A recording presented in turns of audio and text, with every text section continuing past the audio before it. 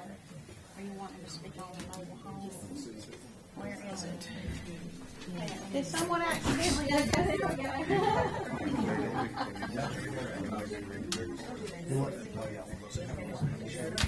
Is this single line?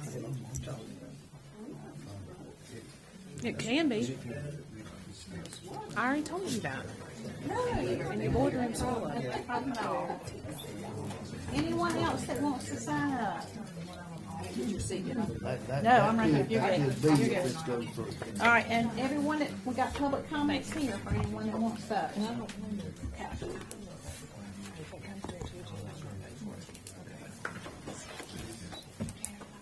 We're good.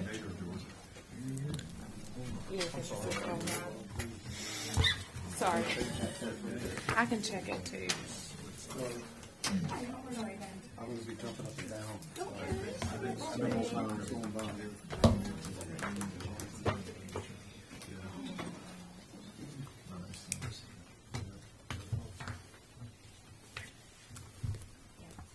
We are.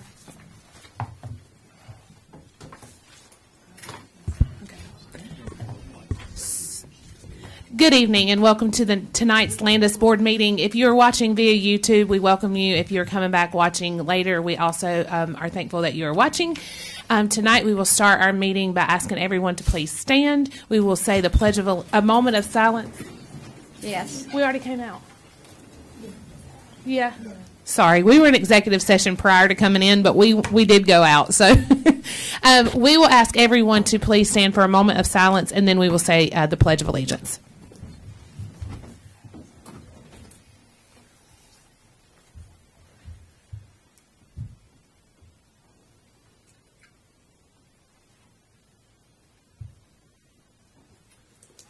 I pledge allegiance to the flag of the United States of America and to the republic for which it stands, one nation, under God, indivisible, with liberty and justice for all. At this time, do I have a motion to adopt the agenda with item 6 being removed? So moved. Wait a minute, Mayor. Page 63 of the agenda. Yes. I think it's just a simple typo by Ms. Rader. Reads 150, shows 140. Okay, On, that would be on. About middle ways of the page. Okay, that would be item 14, page 63. Oh, yes. Reads 150, shows 140. So, It should be 150. okay.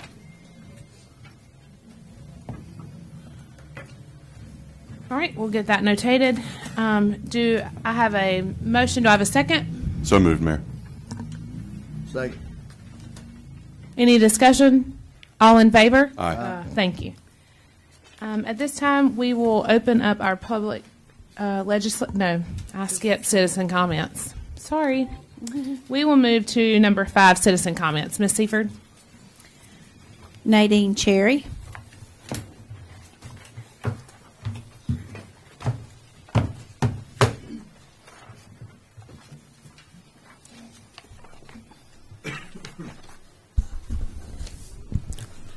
Nadine Cherry, 14 West Garden Street. I have noticed about 2 weeks ago that there's graffiti spray painted on the concrete blocks at the railroad tracks. This is plainly visible from the 400 block on South Main Street. I do believe we have a graffiti ordinance. I know our previous board years ago brought this issue up. Would the railroad company be responsible for cleaning this up? Also, I have heard recently there was a power outage in the Oaks of Landis. Is there any truth to this? I may have to leave out early, but I wanted to go ahead and say this, and this was about one of the public hearings. Well, it really applies to all of it. Nadine Cherry, 410 West Garden Street. With all the new homes being ready to be built in the town of Landis, has the Department of Transportation done, or will they be doing a traffic study of what all these new homes will do for vehicular traffic? Thank you. Thank you.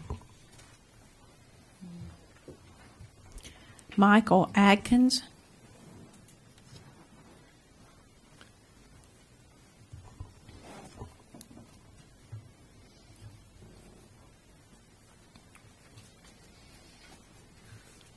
My name is Michael Adkins. I'm running for Superior Court Judge here in Rowan County. Thank you for extending the invitation for us to speak tonight.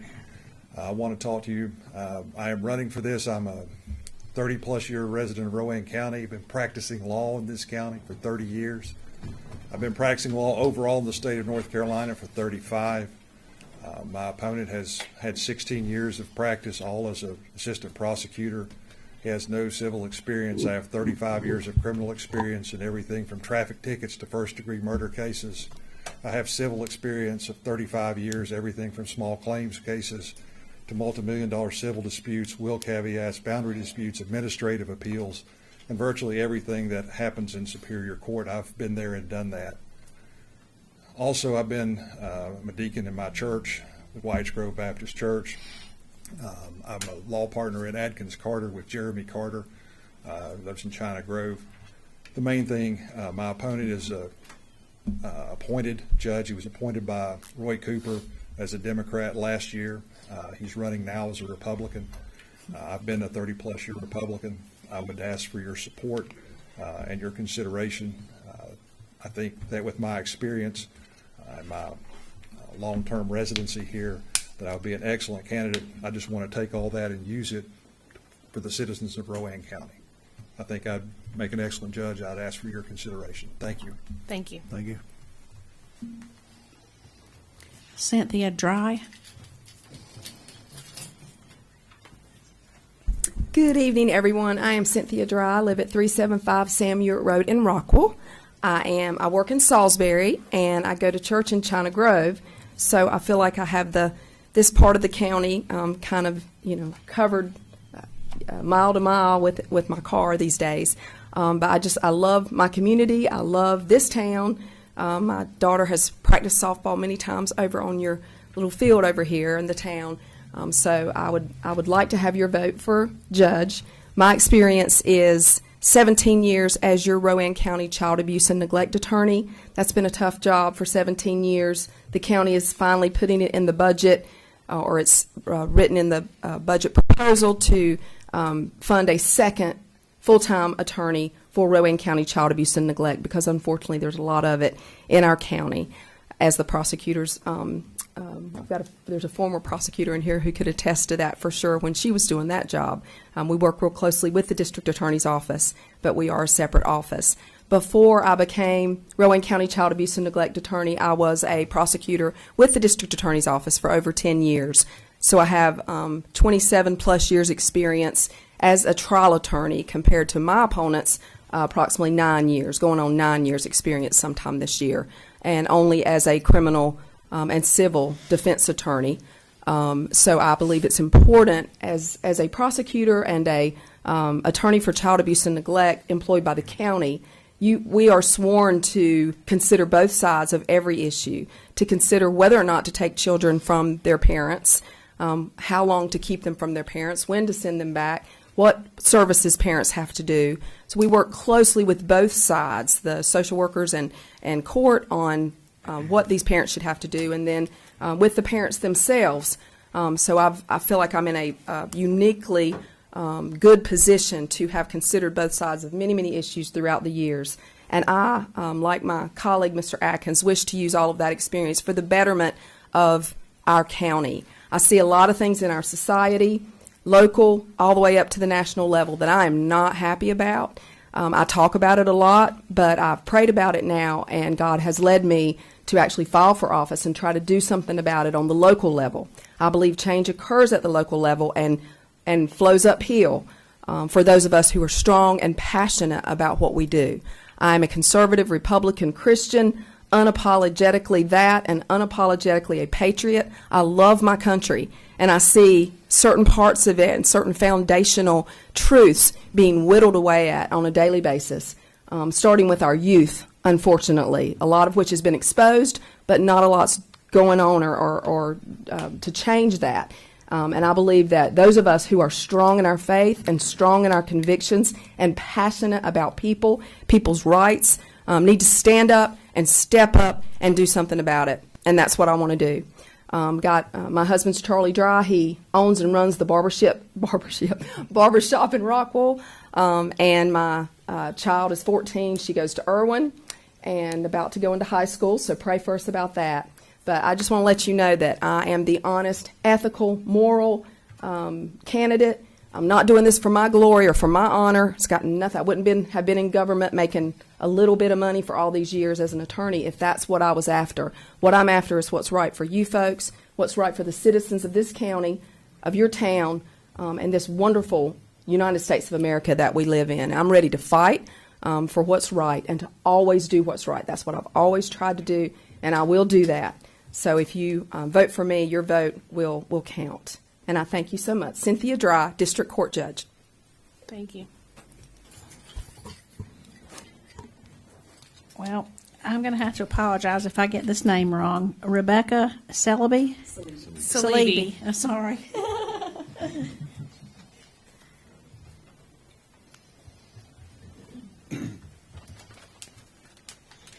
Good evening. My name is Rebecca Saleeby, and I first want to thank you guys for letting me come speak tonight. I'm running for Clerk of Superior Court in Rowan County. My experience includes 10 years in the clerk's office, 7 years as a magistrate, and 15 years with the Administrative Office of the Court, traveling across the state training court personnel, including clerks and their staff. So I will be able to go into the office, hit the ground running, and not have to take a lot of time for training. I would like to enhance our customer service there, make sure all the clerks are trained with the new laws and procedures, and cross-training. Okay, that's a big thing for me because I don't want you guys to walk in and then tell you, well, they're at lunch or they're on vacation, and then you have to come back. Okay, that's an inconvenience for everyone. So I just want to make sure Rowan County's taken care of. I feel I'm the best person to do that, running for Clerk of Superior Court. And I would just ask for your vote. Thank you. Thank you. That's all we have for citizens' comments. All right. At this time, we will move to number 7, the public legislative hearing. We will go with A. Do I have a motion to go? Madam Board, I move that we go into public legislative hearing. All those in favor? Aye.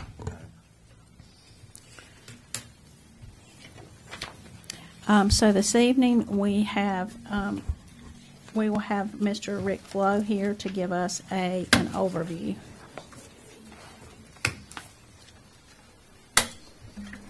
Good evening, Mayor, members of the board, members of the public, and staff. And all the politicians, half the politicians are leaving. The other half will stay. Gosh, they're going to miss all this fun stuff. I want to give you an overview of the first application that we have on your agenda tonight. It is a zoning map amendment, or ZMA 2022-0509. It is a single-family residential 3 with a manufactured home overlay district request for Rowan parcels 119-082 and 124, as well as 119-017. There is material in your package for your agenda tonight that is a draft of the of an ordinance that would accomplish this if you so chose to adopt it. The ordinance includes a consistency statement with the comprehensive plan, and that consistency is largely that it's still would be residential, so it's not a drastic change in use. The MHO essentially carries with it privileges to substitute manufactured housing for either site-built or modular housing, which is currently available in the site's current zoning. The manufactured home overlay also adds with it, or carries with it, not just the substitution of a manufactured home for a site-built or modular home. Of course, it would have to be built or installed to permanent installation standards. That's a permanent foundation, pitched roofs, things of that nature. that enable it to qualify to be assessed as real property rather than personal property. So maybe in past experiences, many manufactured homes were installed to temporary installation standards, i.e. simple underpinning, tie downs, things of that nature. So that's the fundamental difference in the substitution component. The second aspect of the MH overlay is that it also enables or authorizes manufactured home park if the park is built to the standards contained within the ordinance. And the standards are pretty extensive. It's about 37 items on that checklist that appears in Article 10 of the ordinance. And I've got that information if I need to go into any detail about it. So that's the fundamental summary of this particular request. The request also has to be cover an area of at least 5 acres in size. That's the reason for multiple parcels in the area. So that is the summary. The neighborhood meeting was held last Monday night. I believe it was Monday. I could not attend, so one of my staff members attended that for me. And I believe that there was some discussion about whether the 5 acres, the full 5 acres or not, was fully understood to be a component of this application.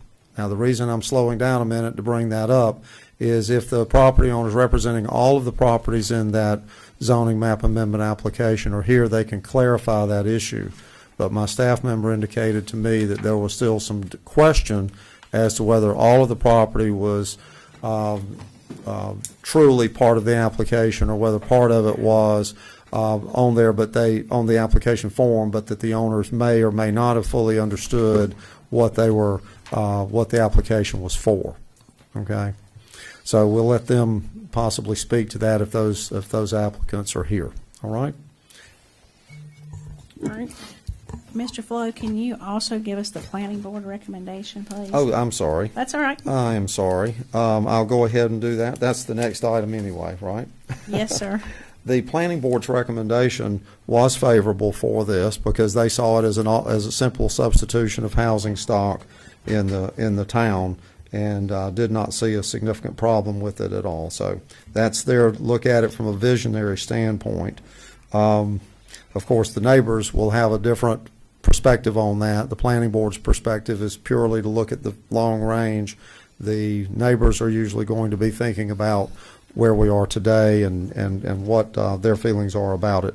And you, as the elected officials, have the distinct privilege of choosing between the two. Mm-hmm. So with that said, Mayor, I'll turn it back to you. All right. At this time, we will ask for public comments. Ms. Seaford. Miss Carol Louder.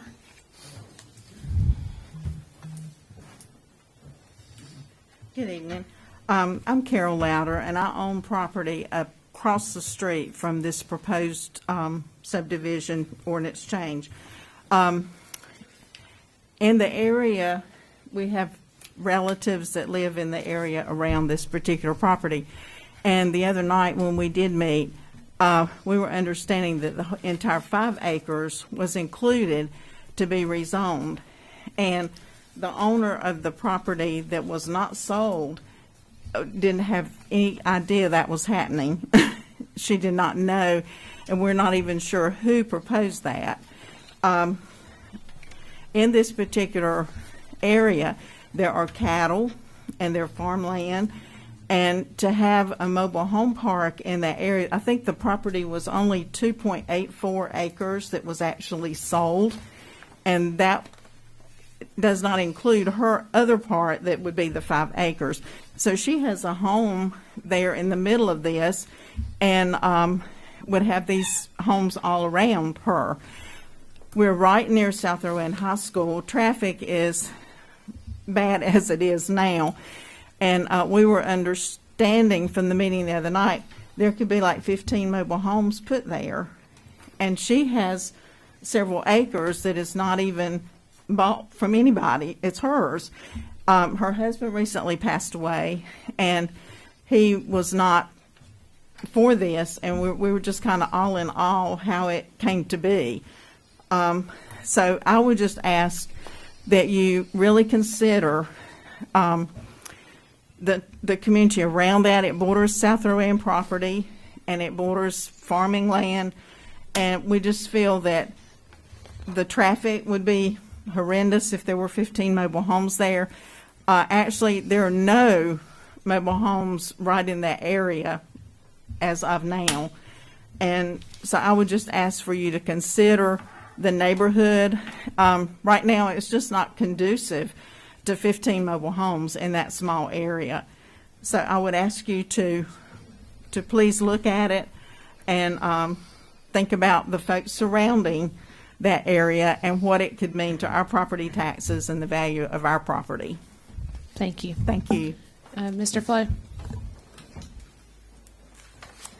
Yes, Mayor, this citizen's comments underscored the concerns that I was raising a minute ago, that there was some question as to whether the application was fully understood by all the different signers to that application. If that application, if any of the property owners in that application did not understand that they were requesting for their own property to be rezoned, then as your planning, zoning, and subdivision administrator, I would withdraw that application. I'll pull it from the table. It does not qualify to be approved or acted upon in a favorable way. How are we to, and do you have something stating that?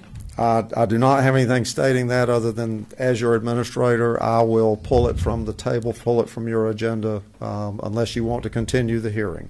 But is the owner here this evening? That, I mean, I guess I'm trying to make sure we know that. yeah. The other parties to the, are there owners of this property present? Okay, and you signed the application, but your property is shown in that map.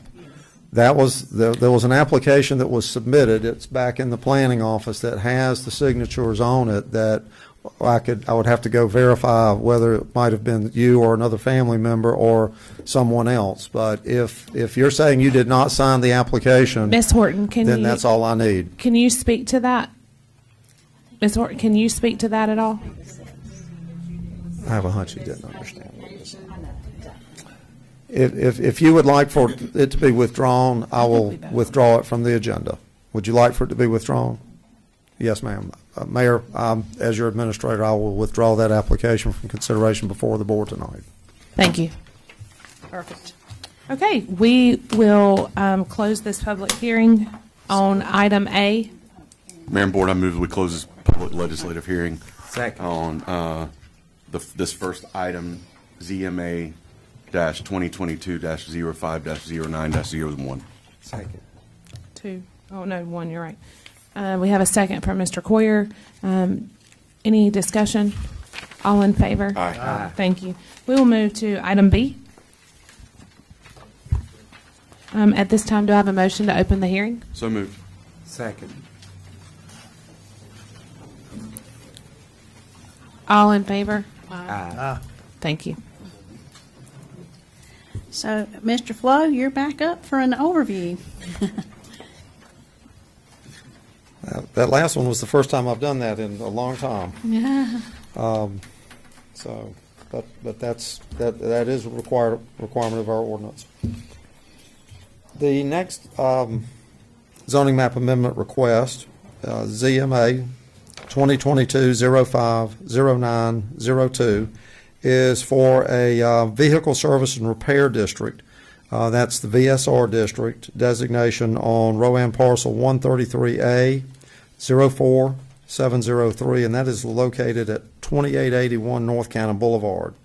The property is presently zoned the C29, which is commercial 29, which does not allow for certain intense automotive-related businesses. Those have been separated out between your old ordinance and the new ordinance.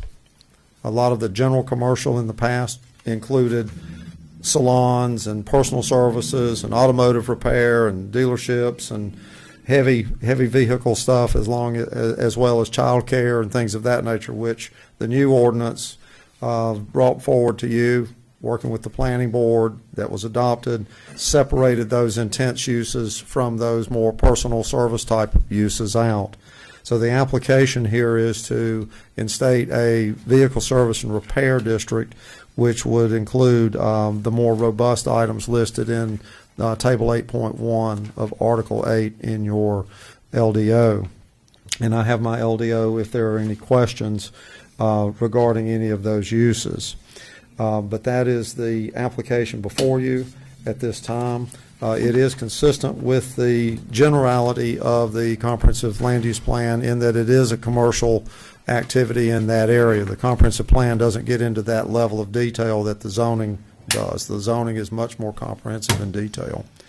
So while it is consistent, it is, I think, on before you now to determine whether that increase in intensity is the real decision to make. Okay? The planning board. Moving along to the next item, if I may, before Ms. Seifert gets after me. The planning board did recommend approval, favorable approval of that draft ordinance to amend the zoning map. Okay, thank you. All right, at this time, we will move to public comments. Ms. Seifert? So our first comment is actually from Miss Vicki Lumsden. She was unable to be here because of physical limitations this evening. She did send in a request to have this read. Unfortunately, I won't be able to attend the meeting due to my illness. And she states, I feel 12 such businesses, i.e. car lots, auto repair shops, car inspection places, lawnmower repair, even World, stated years ago when I was on the planning board that he was not improving his place even if he does have the best chicken around. This little strip I'm speaking of isn't even a quarter of a mile, but it has for some time become an eyesore to our community. With Sonic customers squealing tires and shooting out of cars at each other, yes, it happened 2 different times, and motorcycles and hot rods drag racing from one traffic light to the next, Beatty Ford to Food Line, and the logistics trucking company. I simply have to ask you all to ride from Darty Road to David Graham's Auto Sales and Services and explain why in the world do we need to rezone a beautiful property so we can have another eyesore like a vehicle maintenance and repair. Please explain to the citizens along North Cannon Boulevard, Landis, why this is warranted. Vicki Lumsden, owner of 3 parcels, and I'm concerned. Next, we have Ed McAfee.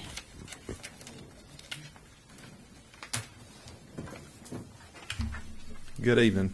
I'm Ed McAfee. I'm the applicant, and I own the property at 2881 North Cannon Boulevard. This is a property that I purchased as an investment property to place tenants in the property and use it for income. We have spent a considerable amount of money on the property to the tune of probably $150,000. We have completely taken out all the asphalt, replaced it with new asphalt. It was in bad shape. It looked bad. The property was previously owned by Vanquish Fencing, which I think you guys know pretty well. They're good folks here in the community. They had partially renovated this property when they purchased it from Brown Construction, but the buildings were not complete. There was no HVAC. A lot of things needed to be done, and we've done those things. We now have a bridal shop in the White House up in the front. We also have a business that's going into the back that will be construction in nature. They make countertops. We are providing jobs for Landis, City of Landis, with bringing these businesses in. We also purchased the property next to it and put a plumbing company in there and a home builder in that property. So is that the property, if you don't mind, Mr. McAfee, is that the property that is on the corner of North Cannon And Hickory? in Hickory Street. Okay. Yes, sir. The other Vanquish building, That's right. previous. Yes. So I guess what I'm asking for here is just a little latitude, because we don't have properties that are, we're not slumlords. We don't have properties that are run down. We put quite a bit of money into the properties that we acquire. We take care of our tenants. Our tenants take care of the properties. What we were proposing here is we've got a large parking lot, and I've got some pictures if I can share. Can you put that up?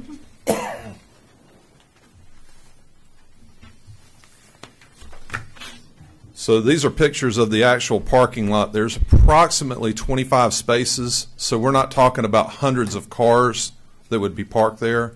We're talking about 25 cars that would be parked there. I personally would not allow any kind of automotive repair or any kind of business that would have parts laying around or anything like this. This is strictly going to be offered to businesses that would like to sell a few cars on the lot, mostly selling cars online. That's how used cars get sold these days, and afford them the ability to have the visibility and exposure that you have on Highway 29. Currently, within a mile of this location, there are 8 other used car lots or vehicle sales up and down Highway 29. So the other thing that I will say is that we want to be good neighbors. I've talked to Miss Lumsden about the property. She knew of our efforts to try to clean the property up and improve the property, and we have gotten along just fine so far. And it kind of took me by surprise that she didn't come to the. I guess maybe she has limitations, but she didn't come or send a letter or send a representative to the town hall meeting, or even pick up the phone and call me. And we've had several conversations about this property, so it's just taken me by surprise a little bit that she had an adverse reaction to it. I'll be glad to answer any questions I can. Is there anybody else for public comment? No. Okay. Any questions, board? Mr. Flo, this may be something for you, as I don't have our LDO right in front. However, given the nature of what Mr. McAfee just mentioned as far as the intended uses, is there not another zoning designation that could better fit, that would give him the flexibility to optimize his rights at the property, yet appease other commentaries? No, sir. That's what I was checking when I was looking and listening to some of the other tenants. If there is, in fact, for example, already a bridal shop operating in one of the portions of the property, that is a legitimate use under the C-29 current zoning. That would lose its compliance under the VSR. The contractor's operation, depending upon whether they had outdoor storage or not outdoor storage, is kind of can go one of the two ways between the 29 versus the VSR. The whole idea of the VSR is it's not just repairing cars; it's intense vehicle-based activity. It could be a ServPro contractor where they deploy. It could be a plumbing contractor. We typically don't grab our toilet when it's stopped up and take it down to the plumber's office. We call them to come to us. So places that dispatch heavy vehicles are part of the VSR. Sales and service of the vehicles are part of the VSR. So a sales lot is VSR. A contractor's office could be VSR, depending on outdoor storage. The bridal shop is more general public commercial. So it's kind of we don't have anything that would bring the two together. Currently on the corner property of one parcel ID 133048, your corner property, is that currently zoned C29? Is that right? That's correct. So am I understanding that that would mess up the bridal shop as well? So the bridal shop was the White House on one of the two pictures There's something you showed us. going around in here. All right, one up. Are we going to have to rezone? Will there be will this decision thus create another rezoning request for the bridal shop? I don't know about whether it would create a request. That'd be up to them, but it will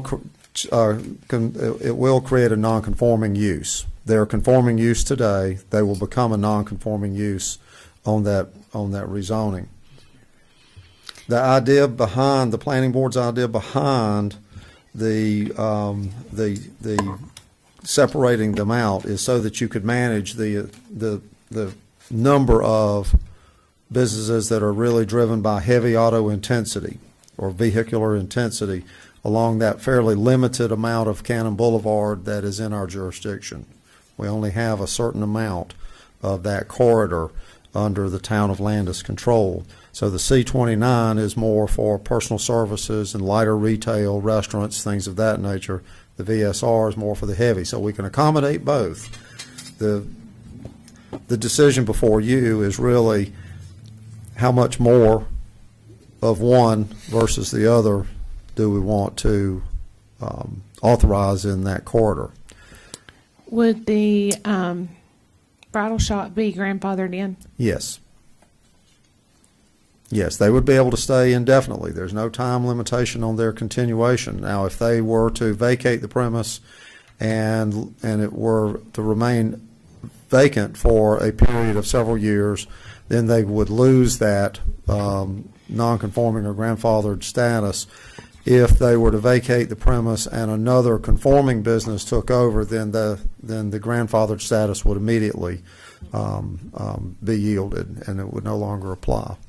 So therein lies the issue. Now, the grandfather status may or may not affect that business, depending upon that business's goals in the future. Ways that we know of that a grandfather status can negatively affect a business is if they seek financing or insurance underwriting, things of that nature that look at those topics. If they're just going to be operating with what they have without any significant changes, then it may have no effect on them. But if they are going to be looking at expansion, things of that nature, then it would.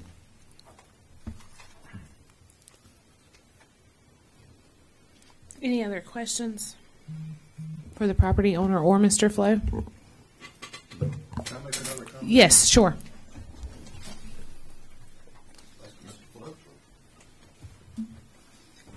So I believe the intent that we are looking for here is a less intense use than what we had before with Vanquish Fencing. Vanquish Fencing was running heavy trucks, heavy equipment in and out of the property. What we're asking for is a much lighter use of the property. And as the property owner and is putting down new asphalt, I can tell you I don't want heavy trucks. I don't want heavy traffic in there. So I understand that you are granting a zoning that will allow that, but as long as I own the property, I'm not gonna go there. I want a lighter use for sure. Okay. Any other questions? All right. Thank you. Thank you. At this time, do I have a motion to close the public hearing? I move we close the public hearing related to ordinance ZMA-2022-05-09-02. I second. All in favor? Aye. Thank you. At this time, board, do you have any discussion? Mayor and Board, I move we consider adopting this ordinance for the ordinance ZMA 2022-05-09-02. I second it. All right. I will go around the room. Mr. Stewart? Aye. Mr. Coyer? Aye. Mr. Overcash? Aye. Ms. Sales?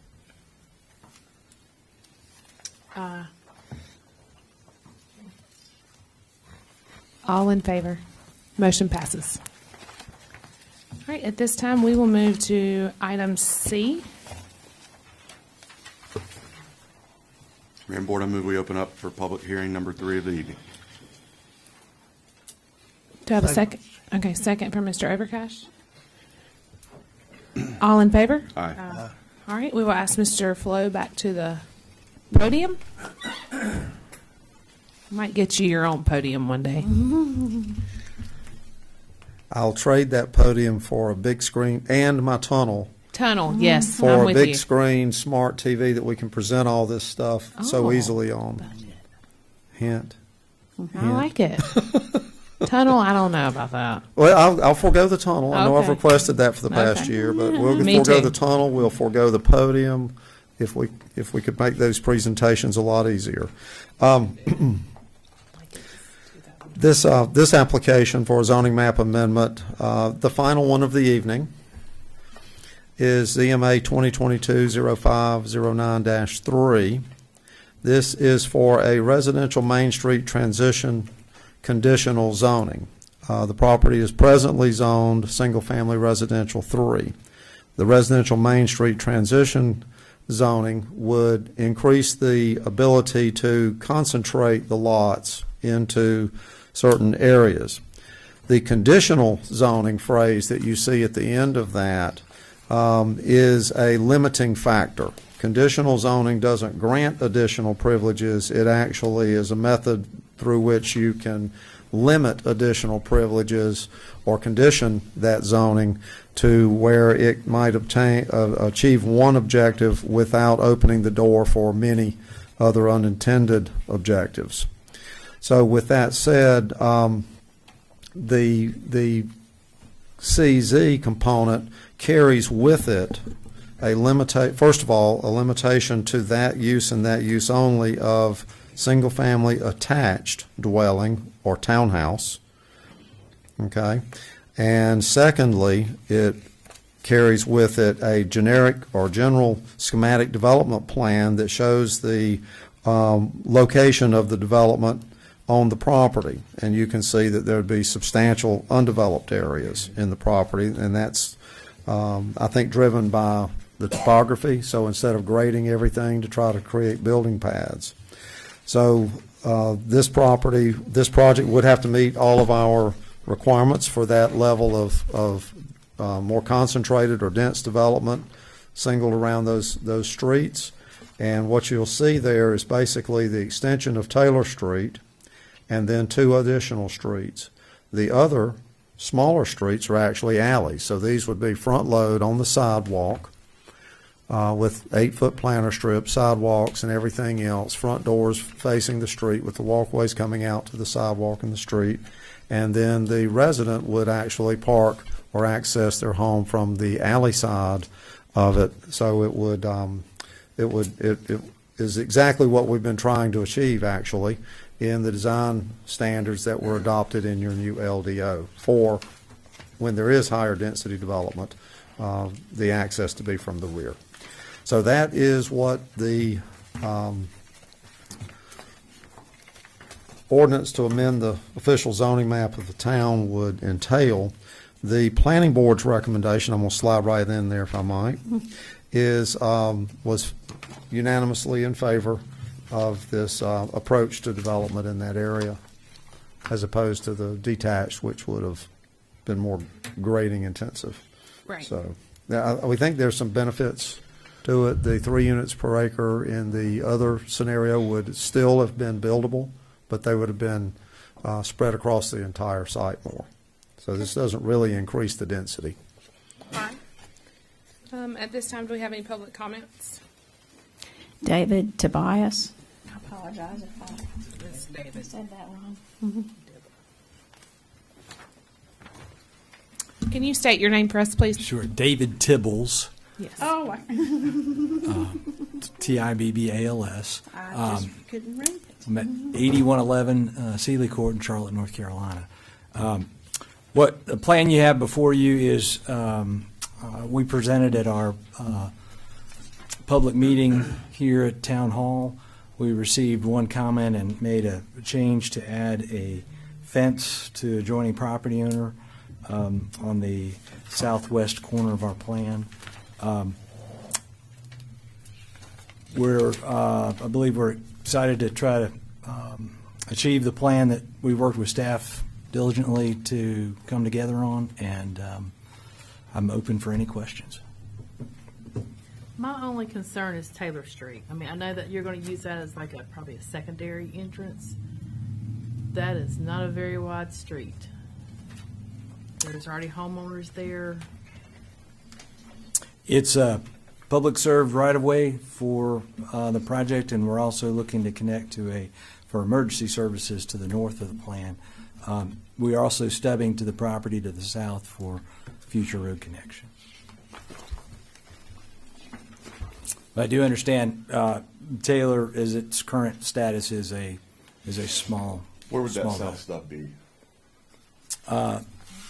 So they would basically cross the creek, and then there's a property owner to the south. I could tell you his name if I had. Okay, that's fine. That just But it's basically stubs the largest property to the south of us. Do you have the SEPI?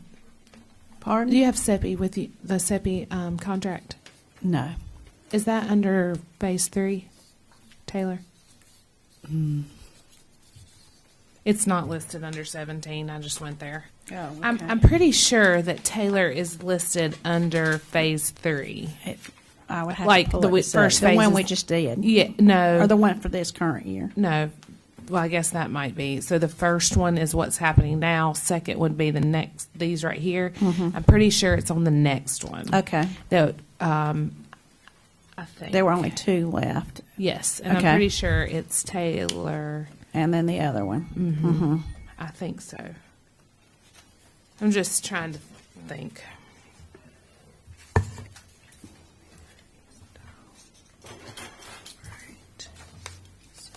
Mayor, I'll go pull that. Do you mind? No. Okay.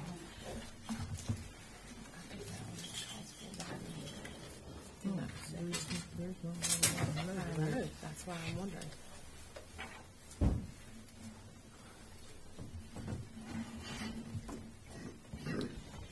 What would be the main street to come in? Would be Chapel?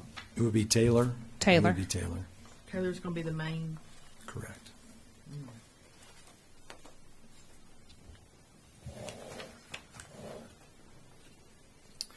So I guess I'm trying to. Sorry, give me just a second. We might be gonna pile 1,000 houses down south in town on some narrow streets. I don't see the big deal myself. So if I could share the land that we have contracted with the Huffman family, and the Huffmans are here, was previously made a stab at developing with the developer of Landis Oaks. When they chose not to move forward, there was a cul-de-sac created, which would have been a nice other connection, but the town chose not to make that connection. Right, that was prior to us, correct? No, this was recently in the town. I will share with you. And as far as Is that connection you're referencing to Pin Oak? Yes. I think so. All I know is that I would have been in prior to visiting the us. property, it's been That was not this administration. okay. Well, it was passed by the town to not. There was a stub there at one point, and it was passed by the town to not stub it. We don't do that anymore. We voted on that in 2020 not to allow that anymore, so that was not done by this administration. What I'm saying though is, we had a previous plan for this had a connection, and that was removed. So this is the So this access doesn't road. go out to Chapel Street at all. There is a 15-foot public right-of-way currently that goes out to Chapel Street. That is planned for an emergency vehicle only.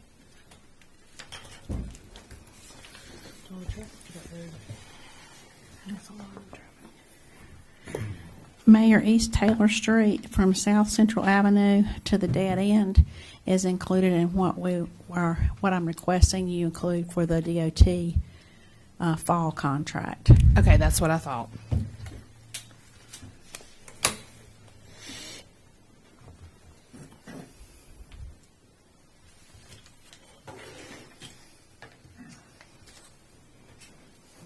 Oh, yes, there it is.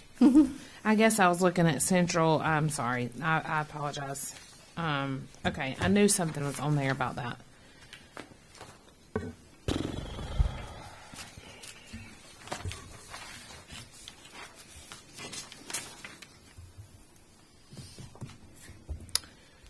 right, is there any more discussion? Anyone else signed up for public comments? No, ma'am. Are there So any? can I ask you this? Sure. Sure. How many townhomes do you think is going to be in here? So this plan currently has 85 townhomes.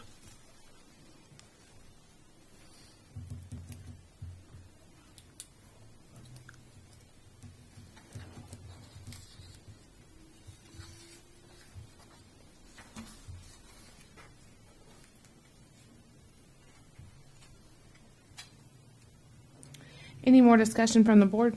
No. All right. Mayor and Board, I move that we consider ordinance number ZMA Oh, dash. let's close the hearing. Mayor and Board, I move we close the public legislative hearing. Second. All right, all in favor? Aye.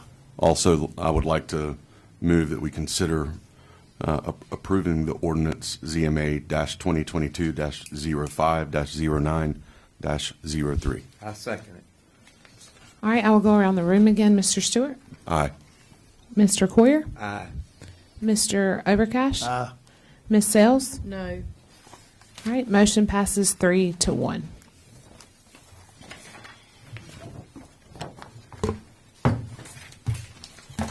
Okay, we will move to letter D. If we can open that for a public hearing. Do I have a motion to open for a public hearing? So moved. Do I have a second? Second. All in favor? Aye. You're up, Mr. Flo. It's so good to see y'all this evening.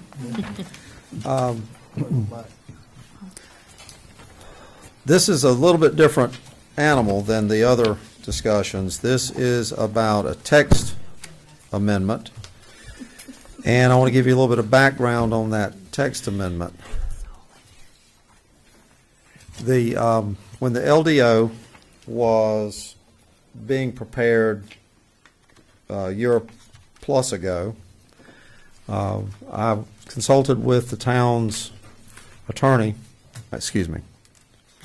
forgive me, Counselor, the town's engineer, on the stormwater provisions that were currently in effect with the town of Landis.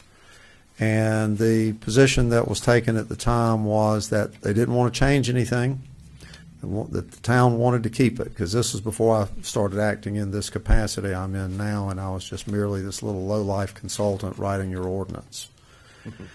So I honored that directive, and I codified that old stormwater so it would do a couple things. Number one, it would fit into our system of the new ordinance, and number two, to clean it up for the new changes that 160D required, which were largely procedural variants, things of that nature.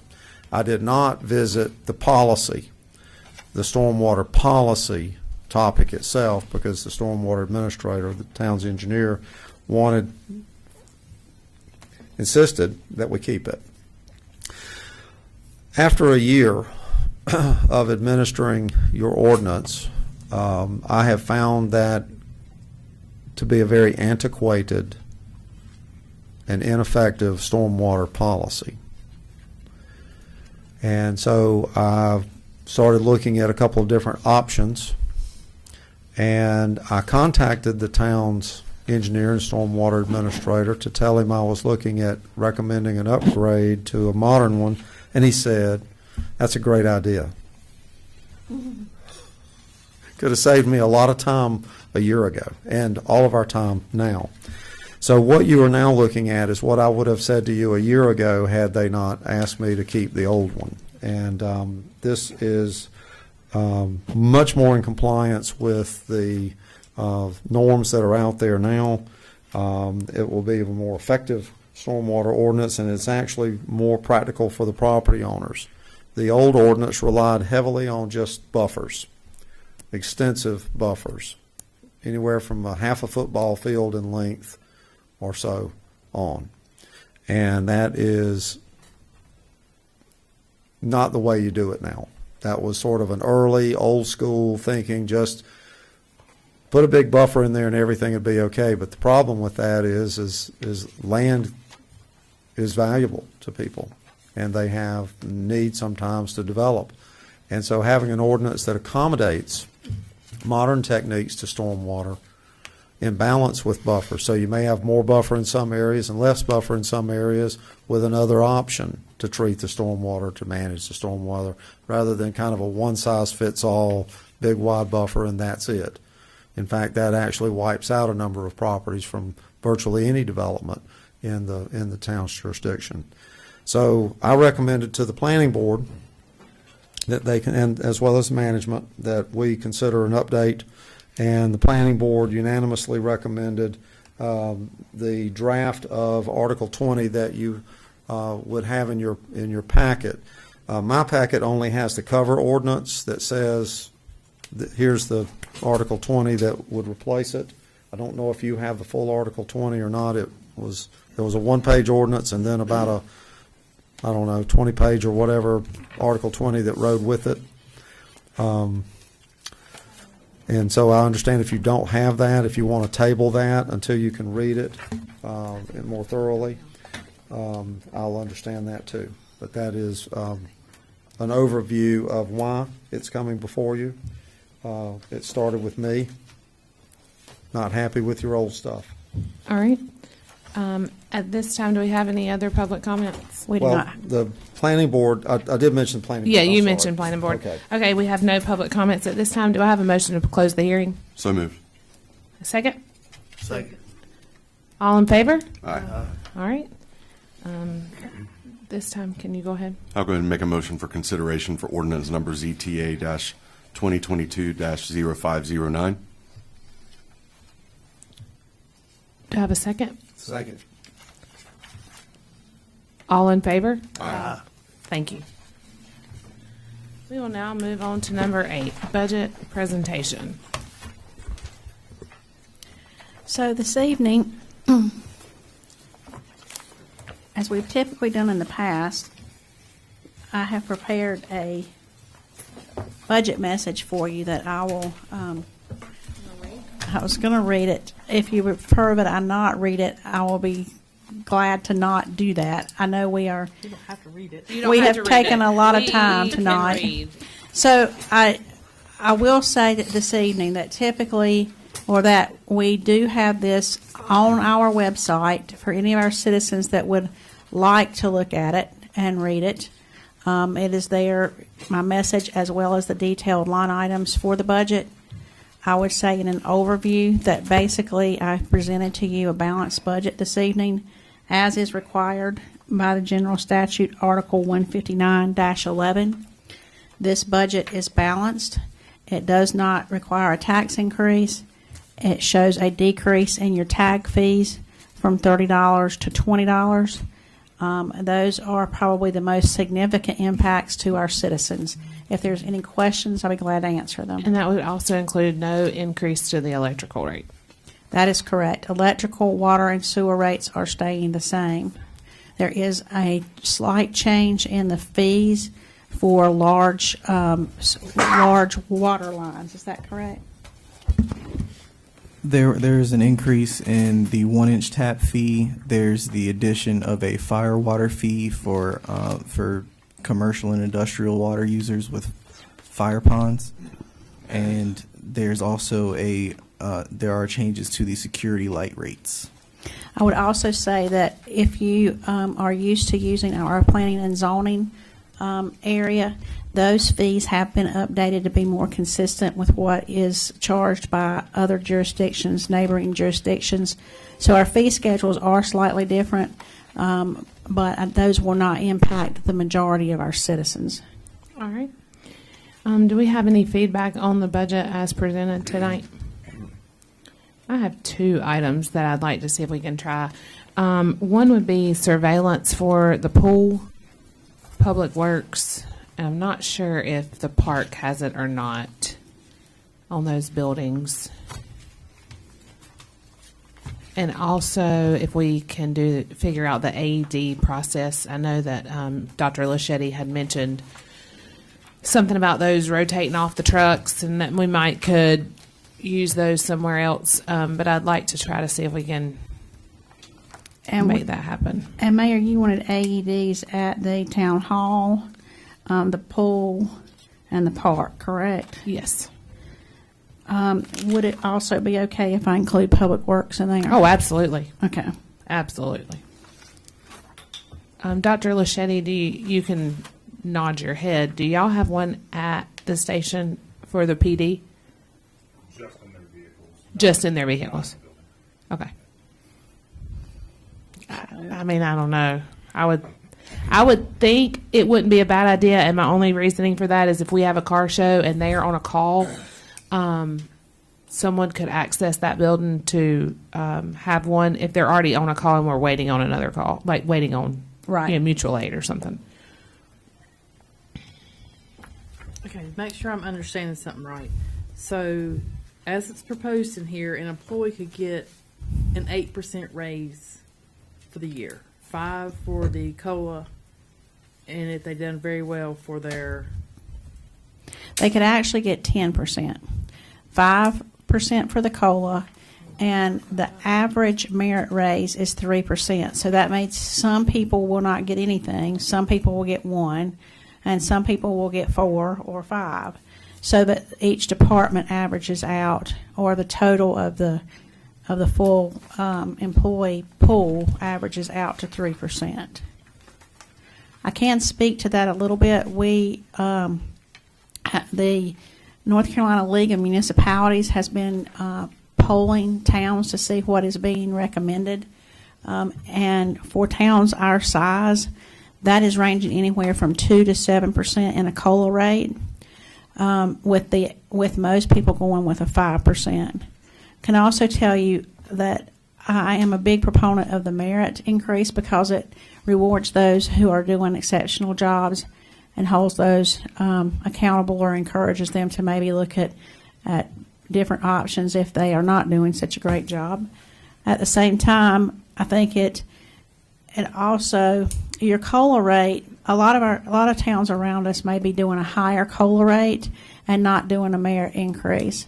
But what I would say to you, in my opinion, is that long-term financially, a merit increase is a better option, primarily because a COLA a COLA raises the entire budget or the entire pay rate for our schedules. So, for example, every position is going to have the lowest possible part to be paid for someone brand new coming in, raised by whatever that COLA amount is. That stays the same regardless of what happens to our current employees. But a merit raise is not in perpetuity, in that a merit raise is going to only impact the person in that position. So if they're doing a great job and they leave, and they maybe got that 5%, then we are not obligated to pay that new rate to the new person coming in. That would be based on their qualifications. So, in my opinion, from a financial perspective, the COLA and the merit together are your best option. We are running a current, as of the end of March, the inflation rate as reported by the U.S. government is at over 8%. So I feel like the 5% at least helps our people to somehow compensate for a little bit of that inflation. Yes. If I may add also that a COLA, although you would be raising the salaries of all of the employees, I would challenge that it's not quite a raise in the sense that inflation has reached almost 9% this year. It's about 8.5%. So inflation reduces the value of money. So $50,000 in a salary that last year is not $50,000 this year because it has less buying power. So a COLA, in a sense, is really just making sure that everyone's salaries are as close to the same. Their buying power is as close to the same as it was the previous year. Well said, Mr. Norwood. I would also like to throw out there a big thank you to Mr. Norwood. This is his first budget season with us. His background is actually in budgeting. That's what he did in Rocky Mount, and he has done a phenomenal job. So we would not have been able to present what we're giving you tonight without his ability and some of his creativity. So we really appreciate all that you've done to make this possible. Thank you. I mean, would it help? I mean, I'm just not in favor of the whole 5% for the COLA. I mean, that's just my opinion. I mean, I'd like to see around 2.5, 3, but that's just my feelings toward it. So, I mean, I get inflation. I get it. You know, everybody's been affected by it, but I mean, just to be good stewards of the town money and everything, I just think that 5's a lot. I understand.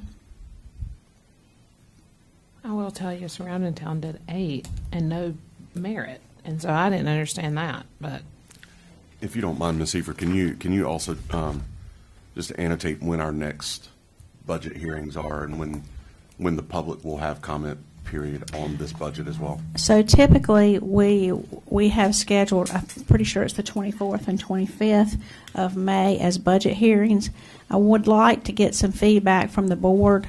Those meetings are opportunities for you to come and tell Mr. Norwood and I any changes that you would like to have made in the budget. If you are comfortable as a whole with what's been presented to you, then we can move forward and either cancel those budget meetings or narrow the scope of them down. The public typically participates in a public hearing prior to the adoption of the budget, and that would be at your June 13th meeting. so right now it's on Monday, May 23rd from 3 to 5 p.m., correct? I'm pretty sure it's the 24th and 25th from 3 to 5. I called you and you told me, well, I have the 23rd and 24th. I don't have the calendar with me because it's in last month's. Do you have it right here? If I told you the 23rd and 24th, then I may be wrong this evening. I don't have that calendar in front of me. Well, could we do the 23rd and 24th versus the 24th and 25th? Is there a... If that's what the board wants to do, absolutely.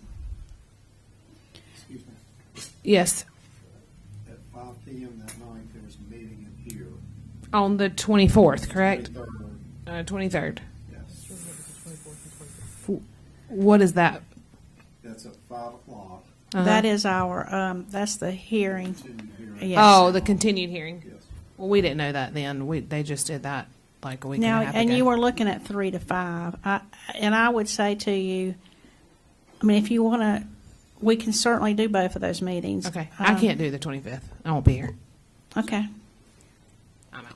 I mean, I think it's up to the board as to what they would want to. I think you're correct in saying that, in that it's probably the 23rd and 24th. I probably misspoke.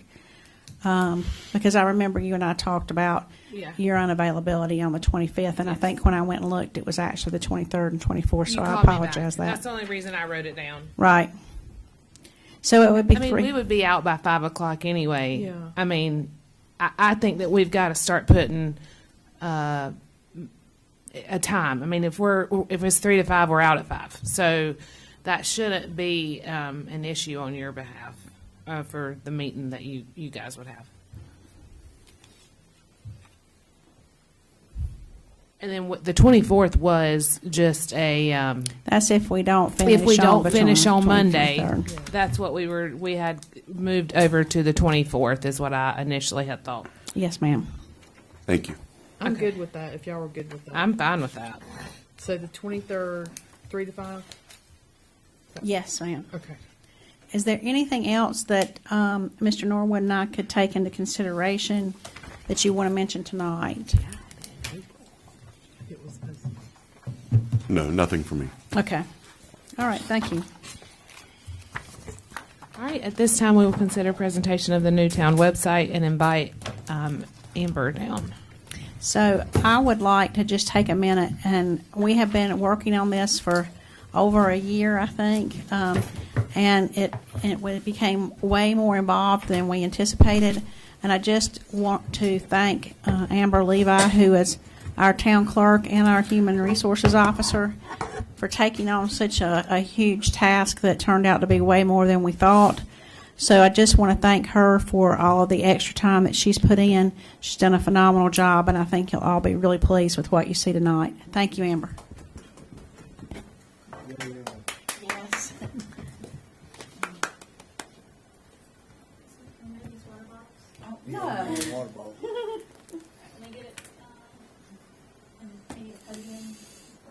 Yep, I got it. I got it.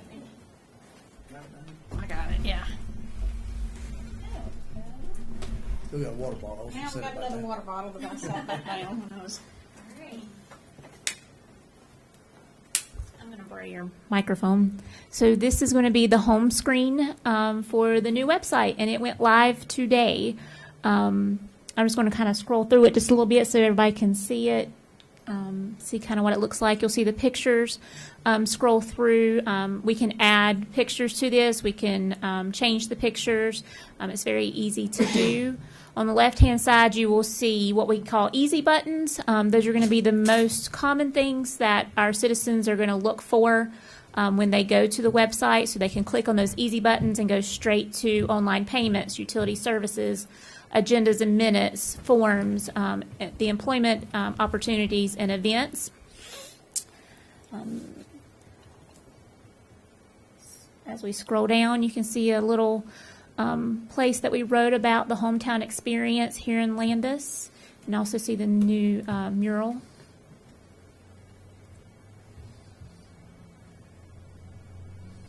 And then down at the bottom, this is where your public notices and latest news will be. These will be updated. I'm going to try to go back and update those. I was trying to update not only the old website, but the new website at the same time, and that got to be a little much as we were going through this. So I'll be doing some updates on this tomorrow. On the right-hand side, you've got upcoming meetings. Those will be listed, and then upcoming events will be listed, and Jessica's working on updating those upcoming events. So those should be updated tomorrow as well.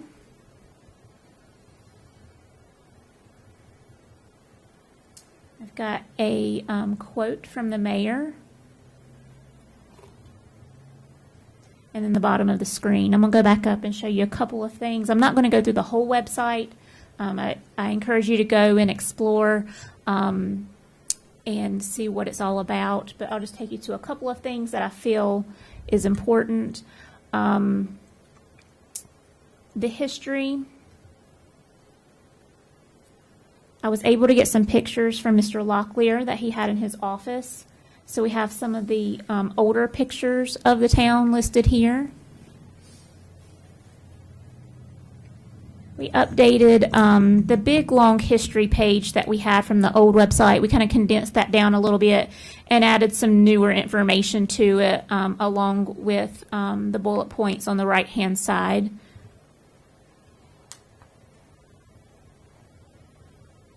And then we have a little photo gallery. Mm-hmm. So I encourage, if any citizens have any older pictures like this that they would like to share with me, I can add those to the website in this gallery portion. I think that's really neat to be able to go back and see the aerial view of Landis, what the pool used to look like. You can click on them and it pulls them up so that you can see them. The marching band from Landis High School, the depot, and I believe this is the Lynn family. Is that correct? Yeah. Mr. Locklear shared that with me. So just some neat little features there for the history page. So again, if anybody has any history pictures they'd like to share, I'd be happy to put those up there.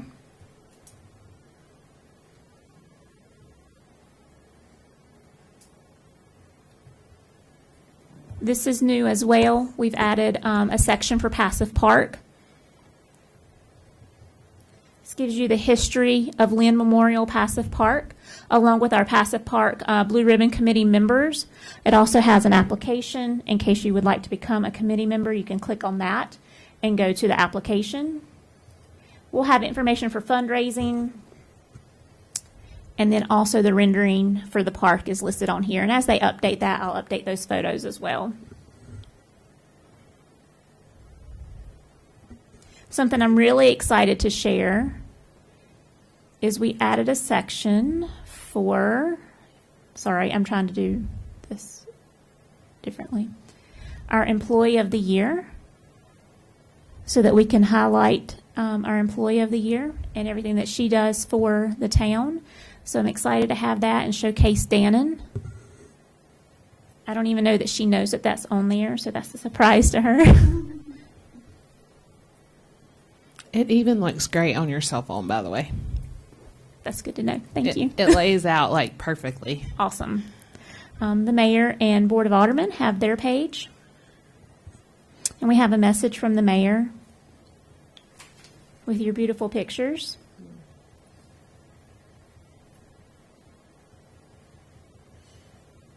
It does look nice. And then all of our meetings will be listed here with also a link to view the meetings and agenda. And if you click here, I'm going to hope that this works correctly. It does. Takes you to the board meeting minutes and agenda. And this is where our new town clerk software is going to come into play. This will automatically update as soon as we create the agenda and the agenda packets. You will be able to click on the agenda or the agenda packet and see what is in those for each meeting that we have. And it's also going to take you, Ms. Cherry and I were talking about this earlier, if you click on the agenda packet, if you have a PDF within that agenda packet, you will be able to click on that item and it will pull up that PDF for you. Just like that. So really excited for the citizens to have access to the agenda and the agenda packet in this format. Eventually, when we get our new caster to be able to live stream, that live stream will take place on this page. So you'll click on the meeting in the live stream and you'll be able to see the live stream going forward instead of going to YouTube. There is some issues with the casters and the deployment of those. I don't know if it is a supply chain issue, but hopefully we get one soon and we can start using that. It's been a couple of months, so I'm hoping to have one soon, but I don't have a time frame for that. So we're just having to be patient while we wait on the new live streaming software and hardware to come in. So really excited about that. What I will tell you is that I did put on here that this is still under construction. We will be transferring all of the meetings or meeting minutes from the old website to this site. It's just going to take some time, and I am only one person, so please bear with me as I upload those and get those put to the new site. And I'll be working with Granicus to do that, so I will let you know when that is updated completely.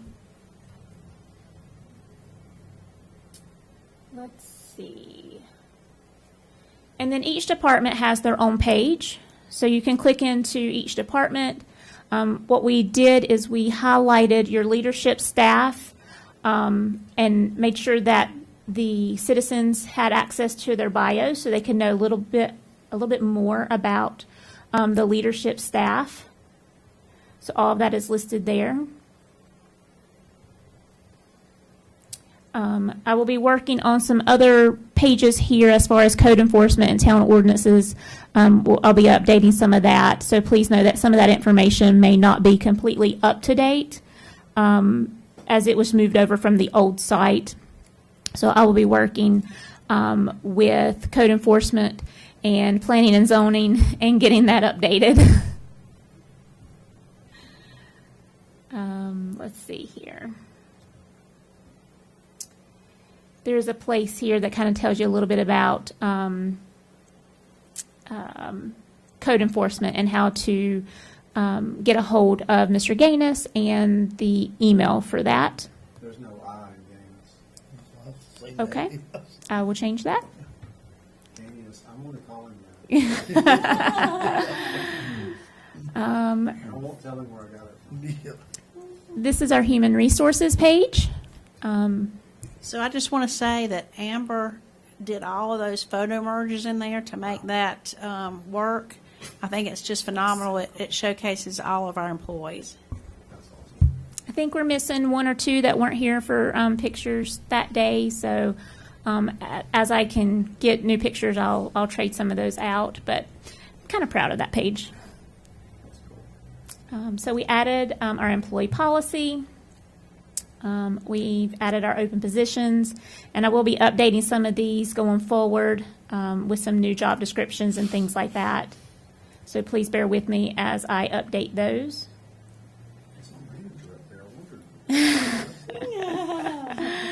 Employee benefits listed, personnel policy, and then up here at the top, oh, sorry, went past it there. The new town application, which we have been desperately needing, is also on there. It is a PDF fillable form, and I think it looks Amazing. more up to date than what we had. So happy with that as well. And then Parks and Rec. So we have all the Parks and Rec information listed here with Jessica's bio. And then you can click on each one of these items, Lake Quarrier Wilderness Park. Why come she looked like she was at Olin Mills or something? She was actually at the park where that's where that picture was taken. Down upside a brick wall. I mean, we can take you to the park. So all your information, your cabins, your campsites, passes and rentals, rules for Lake Quarrier, all that's listed on here for the citizens with some pictures of the cabins. Disc golf information, and if anybody doesn't know, this is Tim, who works in is our street crew supervisor. He is passionate about disc golf, so he volunteered to be in that picture. So you didn't catch him goofing off or something? No. Beautiful picture of our hiking trails. This is really cool. It's really excited about this to share with the citizens. And then let's go back up and show you a couple other things. We'll have an event schedule. So all the upcoming events will be listed here, and they will automatically update as Jessica enters those. But we did go ahead and add those primary events that we know happen every year, and we'll update those dates and times as we go along. But we wanted to make sure that citizens that visit the site for the first time know that those are events that they can look forward to each year.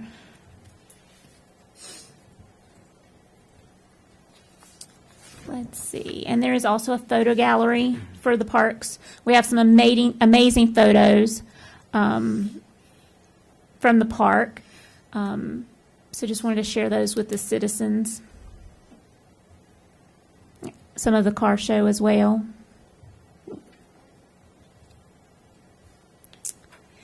And then we've got planning and zoning. And this is the page that I will be working on tomorrow because we've had a lot of updates to our LDO from the original time that I uploaded all of these articles. So please know that I will be updating these tomorrow to make sure that they're all current and ready to go. You also have the permit fee schedule, the zoning compliance permit application for preliminary site application. So all that they need for planning and zoning is going to be listed right there for everyone. And then we have public safety. And I'll have to tell you that Director Laschetti spent so much time putting this together. I think it's amazing. There's a lot of information here for our citizens that they can go through and look at and read for our public safety department. I'm not going to go through it all, but I encourage you to go through it. I know they spent a lot of time on their pages and making sure that all the information that is needed was on there. If you'll notice, as well as up here, down here in this little kind of mustard looking color section, you can also click on all those sections and it'll take you right to it.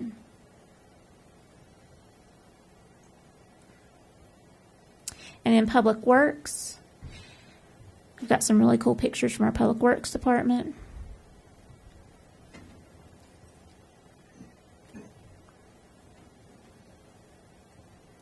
And then the citizens can click on each one of these items if they want to know more about electric, stormwater, sanitation, streets, water and sewer. There's also a trash can request form now that they can fill out online. They can type in their information and submit it, and this will go straight to our utility services department so they can fulfill that order.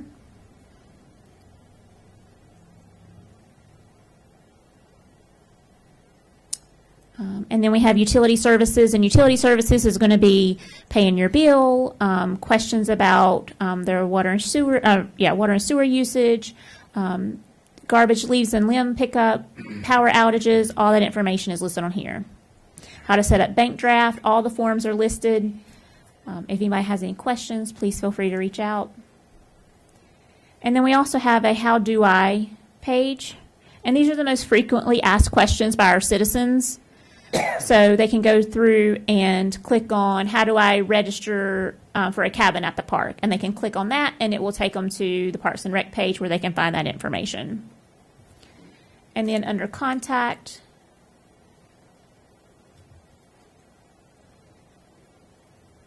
again, they can fill out this form, submit it. It's going to go to utility services, and someone will reach out.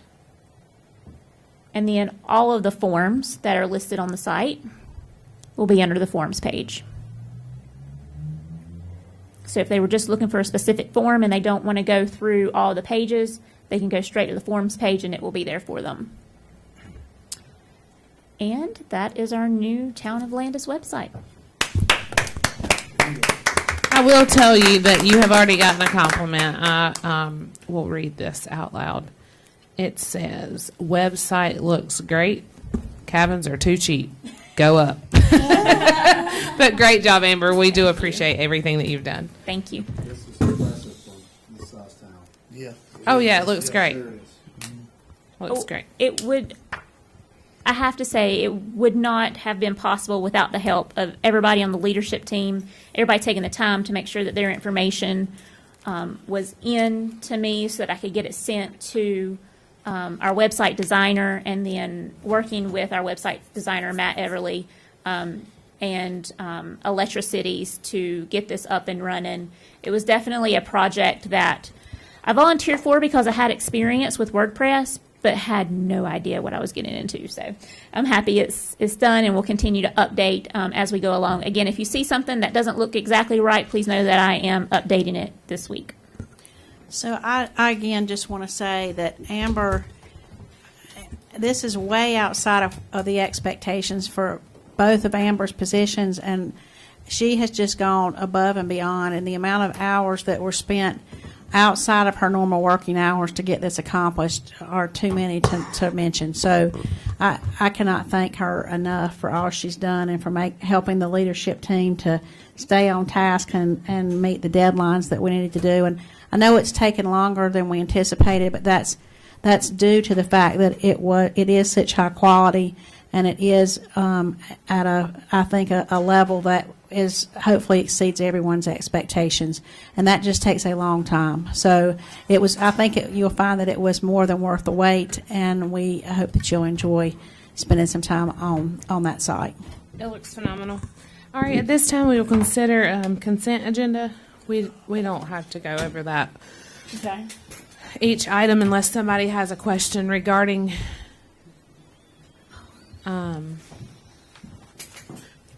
anybody have a question? That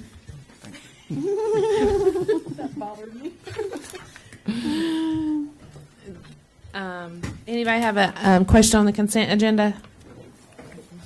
All right, at this time, do I have a motion to accept the consent agenda as Wait on it. Actually, it's right. no? Okay, carry on.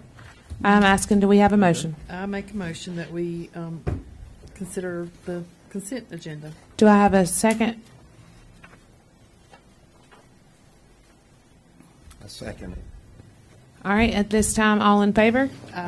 Thank you. Moving to number 11. Number 11 is consider approval of the CALEA grant for the National Police Accreditation Fee Waiver. I bring this to you tonight and did not include it as part of your consent agenda because I really want to call out our public safety team, and in particular Dr. Laschetti and the police department for seeking this accreditation. This is a national accreditation that currently in Rowan County only Salisbury and Kannapolis have. It is a huge process and a big undertaking, one that will probably take 3 years. It starts with an accreditation request and with a fee waiver that we've been given a grant for. This was applied for prior to the board asking for grants to be brought to them prior to being applied. But I really encourage you to consider approval of this. I'm really proud of the direction our police department is headed, and the fact that they would be willing to undertake such a significant process speaks to the lengths that they've come thus far to bring their policies up to date and to ensure that we're doing things the correct way at the police department. They do not issue a lot of these grants for these fee waivers, so it is a really big honor to have been chosen to receive this waiver. All right. Do I have a motion to consider approval of the grant for the National Police Accreditation fee waiver? I so move. Do I have a second? Second. All in favor? Aye. Item number 12 is consider the capital projects ordinance for the passive park funds. We talked about this at your at the planning meeting that we had for ARPA, and we talked about the capital project ordinance at that time. You had requested that we add to that a statement that for funds that are funded by DC Land and the sale of the DC Land property and are held in our town bank account, that those come to you prior to being spent, that they come to you for approval. That section has been added to your capital project ordinance, and that's the only change since last month. All right. Do we have any discussion? All right. Do I have a motion? Mayor Board, I move that we adopt the capital project ordinance passive park fund. I second it. All right. Any discussion? All in favor? Aye. Thank you. So, number 13, consider Beaver Street Park auctions.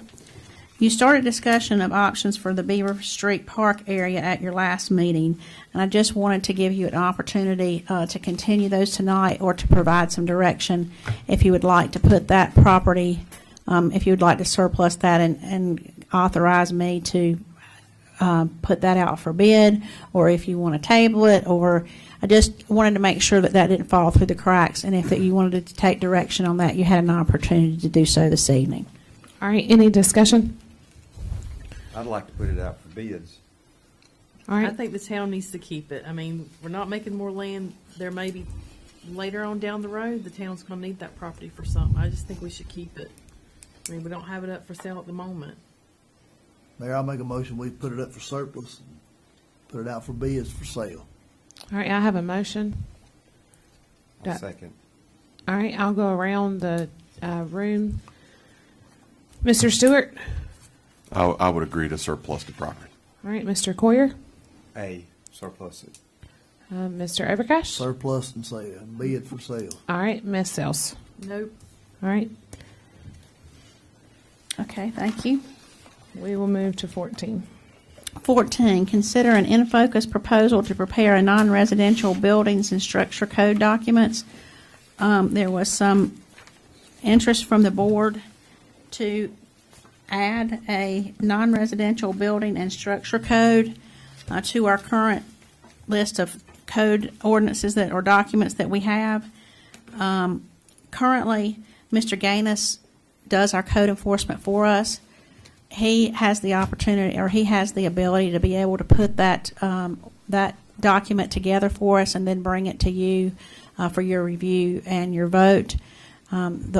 The document that is included here is to authorize him to do that and to authorize me to sign the contract to move forward with doing that project.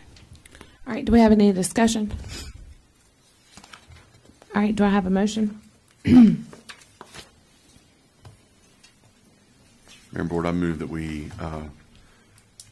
consider the in-focus proposal before us to prepare non-residential buildings and structure code documents. Mr. Stewart, would you mind adding to that approval for the town manager to sign the contract? With the approval of our town manager to execute the contract. I'll second. All right, all in favor? Aye. All right, we will move to item 15. We're on a roll. Keep moving. Item number 15, consider approval of the InFocus contract renewal for 22-23. Before you have the contract proposal for next year from InFocus. This year, we have paid for their services by hour. We're doing that still in 22-23, but we've gone with an estimate and divided that into 12 equal installments. If there is a significant overage in the amount of time that is spent by InFocus, we will be billed separately for that. But I believe that this allows them to be a bigger part of our team and us to budget appropriately and know what we're going to be spending each month. So I would recommend that you approve that contract and authorize me to execute it, please. Mayor and Board, I move that we consider approving the InFocus contract renewal for 2022 through 2023, and also giving authorization to execute to our town manager. I second. All right, any discussion? All in favor? Aye. 16. Item number 16, consider approval of a budget amendment number 18 for stormwater permits.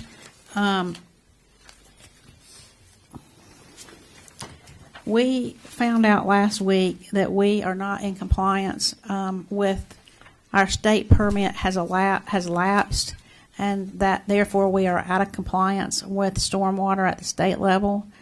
We are requesting our engineer to prepare those documents for us. This increase in our budget would appropriate enough money to have that happen before the end of this fiscal year. And I'm trying to get us back into compliance as fast as possible and limit exposure. Do we have a time frame on when that might be? I don't know if I've asked you that. I can't Well, remember. I'm waiting for their official proposal. This was an estimate on what he thought it would cost, and he did indicate in our meeting that he thought he could make that happen. We would have to receive it by the end of June in order for this budget amendment to work. And so our anticipation is we would have those documents in hand and brought to you, and then we would be in a good place by June 30th. All right, do I have a motion? Mayor and Board, I move we consider approving budget amendment number 18 for stormwater permits. Have a second? Second. All right, any discussion? All in favor? Aye. Item number 17, consider a recommendation of roads to be included on a fall DOT paving bid. So I want to bring you a little bit up to speed. Those roads that were on the current state contract that were receiving what's called an AST overlay, that process is partially complete. That first step involves putting down a material that is like gravel with some tar in it. For those citizens that are impacted on those roads, I ask for your patience. Starting today, the state should be back out there, the DOT program should be back out there adding the final layer that will make those roads appear just like brand new paved roads. You will no longer have that loose gravel, and I think you will be very pleased with the end product. I appreciate your patience as we've moved from that first step to the final step. I think that you are supposed to leave a little bit of time from the time you put down the first layer until you go back and you put on this final layer. And that should be happening this week and in the upcoming weeks for all of those roads that have been impacted to date. So in addition, for those that will be milled, which means that they're actually going to be ground up and we'll start from scratch, we have a couple of those that are still on our DOT contract. I have asked multiple times for a schedule for those. I do not have one and have not been able to receive one, but hopefully that will be coming soon, and that activity will happen sooner rather than later. Tonight I come to you with the next opportunity to be part of the DOT bid process.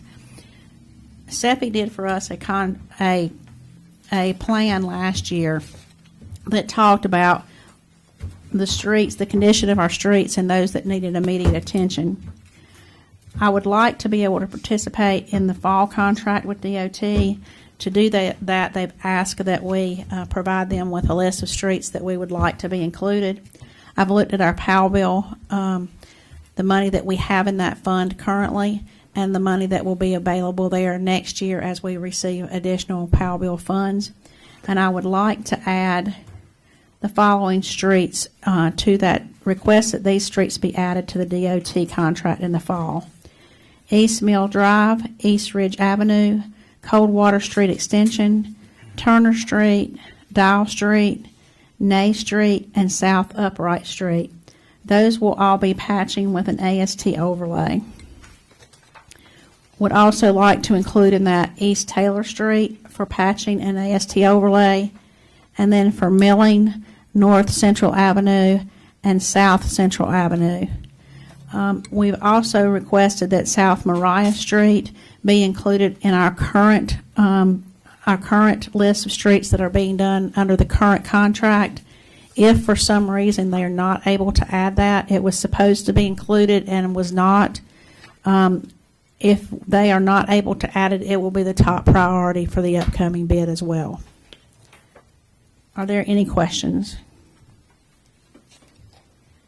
Is East Taylor Street gonna be the main entrance in and out of this new development if and when it starts? That's what he said. That's what he said. Is that correct? That's that's the concept plan that they've included with their application. Do you know how quick they gonna be starting? It's going to take a while. They've got to prepare their site development plans and everything else first. And we've not seen anything other than a sketch. So I'd say if they can move fast, maybe this summer at best. I think we ought to hold off on East Taylor as far as, it's not that bad, but it's gonna get a lot of punishment. Well, with these trucks, concrete trucks and stuff in and out there. Let's wait till it's over, maybe hopefully. Well, so I guess what I wanted to, I don't disagree. I think you're exactly right, except that if you'll remember, this work that we're just now getting done was part of a DOT contract that was let sometime last year.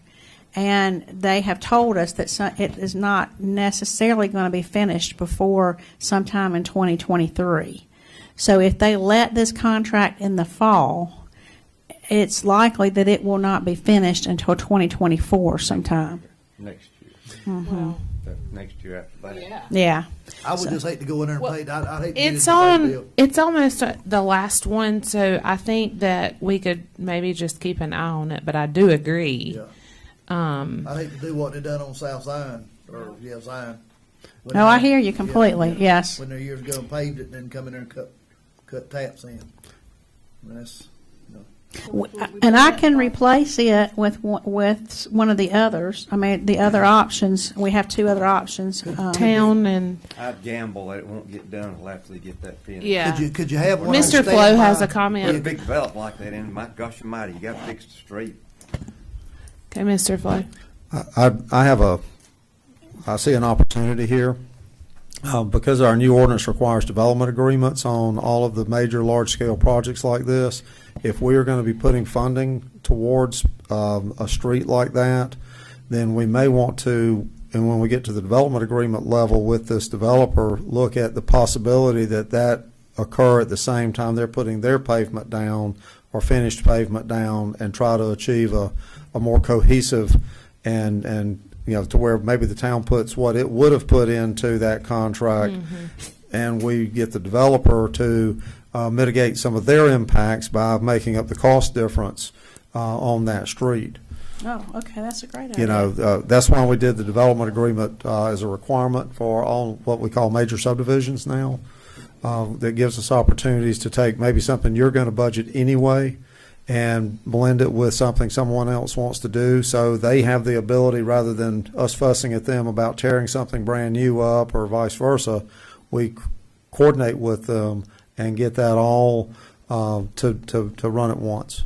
That's a fantastic idea. Okay, I think we just put that on there. So at this time, So would you like me to add the last two? no, because we're still gonna have to put money towards it. That's true. So then we're not going to want to. That's a good idea. Yeah, Okay. I think All right. we'd I leave just it want to as make sure is. I'm understanding the direction. Okay. Yeah. Very good. Okay. Do I have a motion to consider recommendation of roads to be included on the fall DOT paving bid? Do we need anything? I just need you to tell me it's okay to add these to the request for the DOT. I think we should make a motion and I approve it. move that we consider this list of recommended streets or roads to be included on the fall NCDOT paving bid. I second it. Any discussion? All in favor? Aye. Thank you. All right, at this time, we'll move to item 18. Item number 18, consider approval of an open container policy at town events. So we've had a request from several beer gardens to be considered for town events as a vendor, that being at some of our car shows and at like the fall festival, those types of things. And so we've, with the help of Mr. Norwood, thanks to his brilliant writing and research, we have put together an open container policy, which is really more of an ordinance for a beer and wine ordinance. And I just want to bring that to you tonight. Certainly, this is a decision that needs to be made by the board. I don't have a specific recommendation, really just wanted to bring it to you as an opportunity and for discussion and direction on how you would like the staff to proceed. Okay, I have some questions. Okay?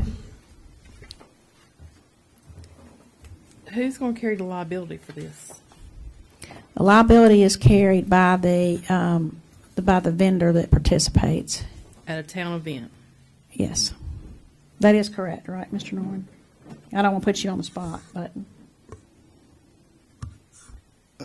Liability in what? Could you give me an example? Yeah, so somebody goes out here, they've been drinking at one of these events, and they hit somebody and kill them. So my understanding is that would be under the same liability that a beer garden or a bar would have, that if you serve the alcohol and then someone gets intoxicated and hits At a someone, town it would event. be, Mm-hmm.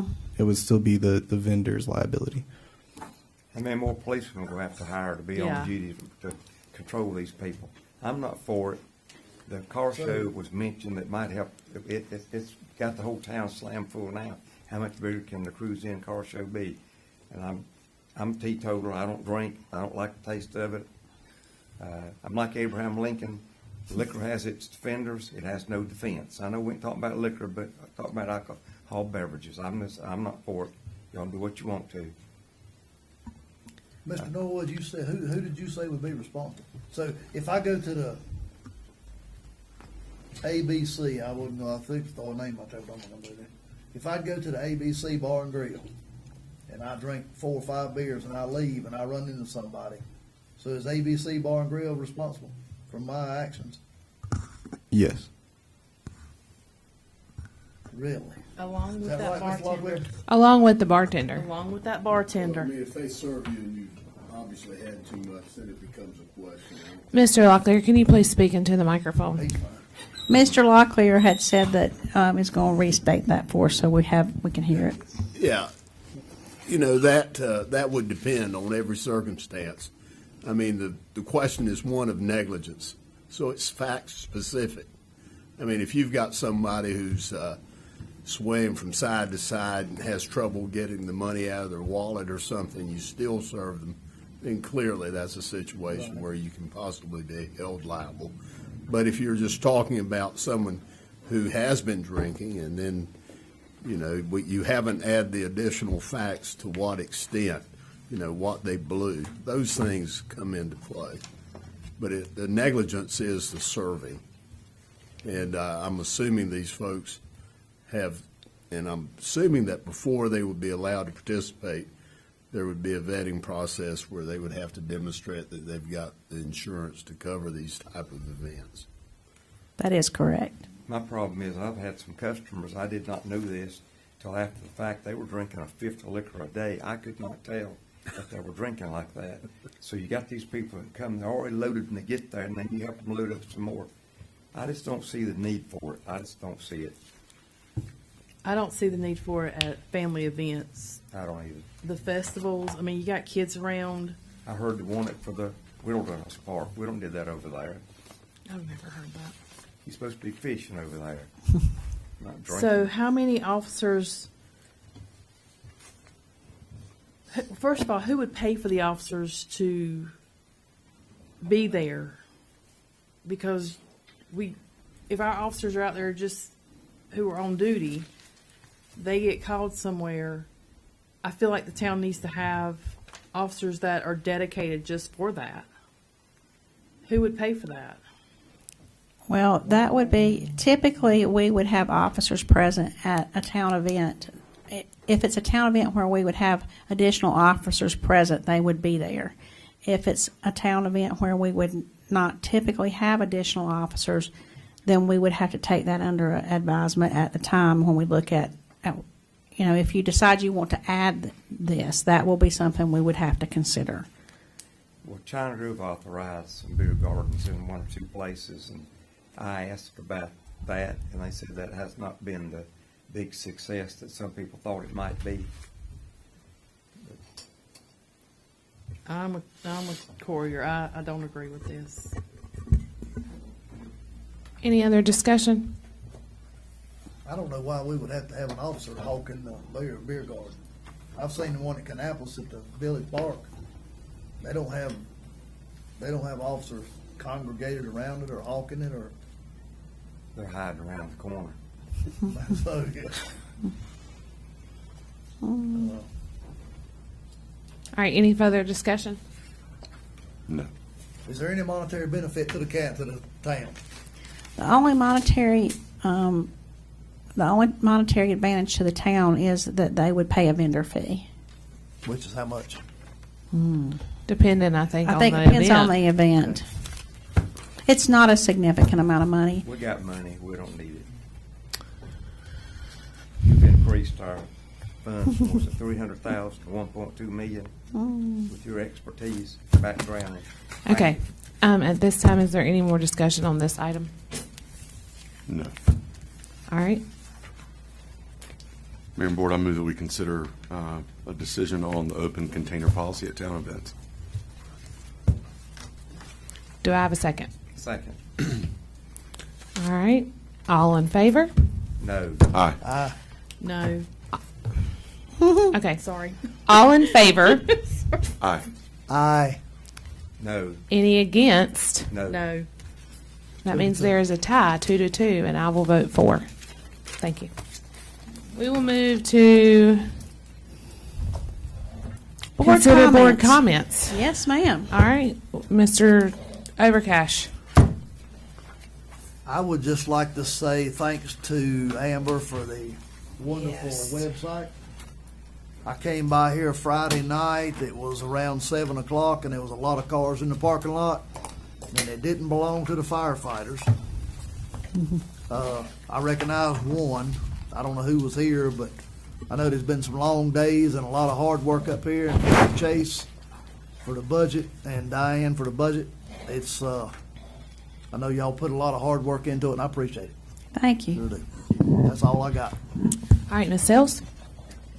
Amber, Chase, Diane, thank you. I've come by here in the evenings, weekends. Diane's vehicle's been here. There's been other vehicles here, and I'm thinking, oh, they're not firemen. But thank y'all for all your hard work and your dedication to the town. Citizens, these streets are being paved. You can get off that subject now. We're working on the streets. They're being paved. Lowering the tag fee. Yes, we're lowering the tag fee. You can stop complaining about that. So what you got now? Don't ask them that. Okay, Mr. Courier. Nothing. Mr. Stewart. No, I'll just echo what's been said. The entire staff, all the way from Ms. Seaford, manager, Mr. Norwood, finance director, Amber, everybody's work is culminating. This is the busy season. I'll admit I expect a lot, and I don't show my appreciation probably as much as I should. So being that this is a busy time, everybody's put their work in. They've invested themselves into where we're at now and in the month of June. So I want to say thank you to everyone, all the department heads, all the employees, and especially the leadership team at Town Hall. Thank you.